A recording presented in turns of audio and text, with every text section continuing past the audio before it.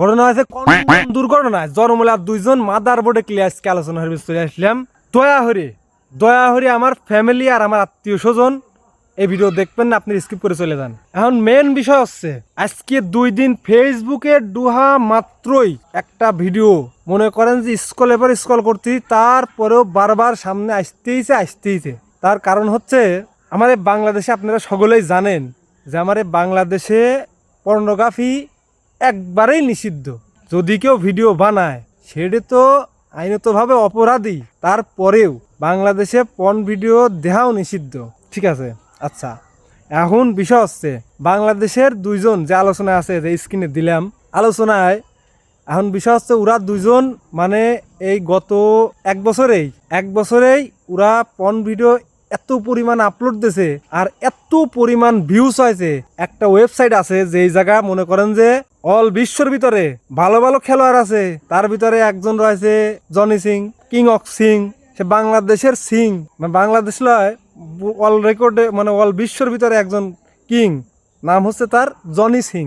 আচ্ছা, এই জায়গাটা আছে। তারপরে মিয়া খলিফা, সানি লিওন, তারপরে হচ্ছে গা আরো অনেকেই আছে আদার্স। তো এর ভিতরে এইরকম স্টার থাকার পরেও বাংলাদেশে মনে করেন যে ওই যে নাম করলাম না, স্ক্রিনে ছবি দিলাম, তো ইনি একটা ওয়েবসাইটে মানে গত এক বছরের ভিতরে মনে করেন যে 8 নাম্বার স্থান অধিকার করছে। বাংলাদেশে পর্নোগ্রাফির ওইভাবে কোনো সেলিব্রিটি নাই বা ছিল না, কিন্তু এখন বর্তমান দেখতেছি এই দুইজন এত পরিমাণ ভাইরাল হয়েছে এই পর্ন ভিডিও আপলোড করে, কি পরিমাণ টাকা ইনকাম করেছে আর কি পরিমাণ ভিউজ কালেক্ট করছে, আমি অবাক। ঠিক আছে, এই বিষয় নিয়ে মনে করেন যে এ যাবৎকালেও কোনো কিছু ভাষ্ট হয় নাই, কোনো কিছু ভাষ্ট হয় নাই। তে আজ কয়েকদিন এরা নাকি শুনলাম যে গ্রেপ্তার হয়েছে এক ডিবি অভিযানে না এক সিআইডি অভিযানে, যাই হোক আমার ভালোভাবে জানা নাই। তো ওরা হচ্ছে গ্রেপ্তার হয়েছে, মানে দুইজন বাংলাদেশে যেগুলা মানে পর্ন ব্যবসায়ী আছে একদম নাই সেটা ভুল কথা, যারাও বা আছে